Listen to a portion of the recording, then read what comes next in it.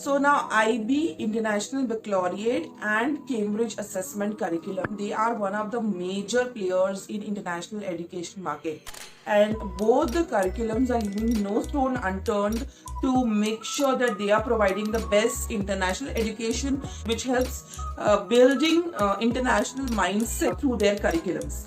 However, this particular question, as in, please tell us that which curriculum is better, IB or Cambridge curriculums, is a quite frequent question on my Instagram, on my LinkedIn profiles, and hence I thought that I will try comparing as much as I can both the curriculums. However, apples and mangoes cannot be compared, but I have chosen like 3 similar parameters to be compared, which will help you to get an idea of what is the difference between both the curriculums. So the 3 parameters I'm going to compare these 2 curriculums on are syllabus, then fee structure, and the third one is future prospects. So let's get started with the video. Before we move ahead, do not forget to hit that subscribe button, and if you like this video and if you are from this particular area of interest, do not forget to follow me on my LinkedIn and Instagram platforms. Anyways, moving ahead with our topic of discussion for today, from the first comparison parameter, that is your fees. Before we come down to a conclusion, let's first understand what are the various requirements of these 2 curriculums. So when I talk about International Baccalaureate curriculum, which is your IB board, there are few prerequisites from the board itself. First very big prerequisites is infrastructure of the school. It has to be really a school which is able to accommodate holistic vision of IB curriculum. It should have various sports facilities, it should have drama, theaters, arts, and more than that. The classroom are not to be like a packed one. They have a teacher-student ratio. I'll tell you the reason later why there is a specific ratio that need to be maintained whether or not you are following any other factors or not. So this is one of the major prerequisites from IB board. Secondly, in IB curriculum, the workshop, the teachers needs to be constantly upgrading themselves through different workshops organized by International Baccalaureate organization, which is again a very big investment by the school, or thus the cost and the salary of teachers in IB curriculum goes pretty higher than Cambridge curriculum. Okay, so considering all these factors, definitely we can come down to a conclusion that the fees of IB curriculum is pretty high than Cambridge. Okay. Secondly, when we come to Cambridge curriculum, in Cambridge curriculum, of course, it's not that they have like 50-60 students in one classroom. They have a ratio of around 25 to 30 students per class.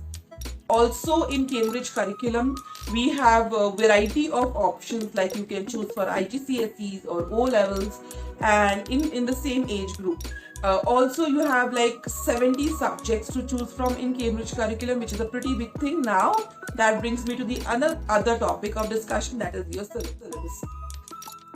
Now when we talk about syllabus, let's compare the syllabus. So first, when we talk about IB curriculum, it doesn't have a specified syllabus for every subject.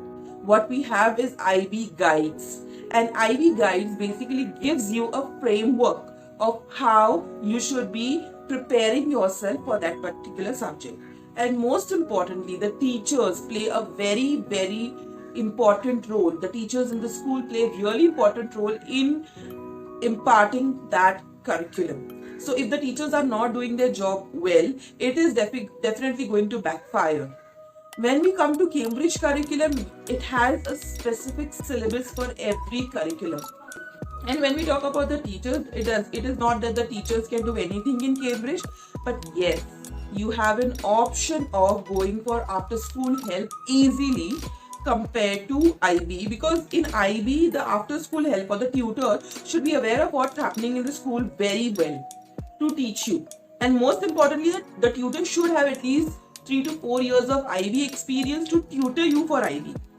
For Cambridge, to get yourself a tutoring, again, it's little bit simpler than IB curriculum, and because the syllabus is defined, you know you're going to learn Newton's law, these Newton's law, this is where you should stop, this is where you should start, and so on and so forth.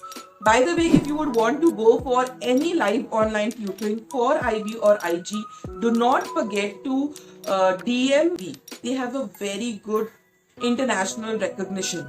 However, it's pretty easier to score in Cambridge than IB, the syllabus being defined. Set syllabus and written assessments. Whereas in IB also we have written assessment, but there are other factors that are considered while grading you. That is one, your research, your projects, your portfolios, all these are accumulated to grade you for IB. So for IB, you as a parent, if you want to help your child to score better, it is a very deep involvement from parents and also to get things through. There are various factors to be considered while choosing the board. There is no board which is very good or the board which is very bad. So you have to consider your requirements, and with respect to your requirements, you can choose which curriculum you would want to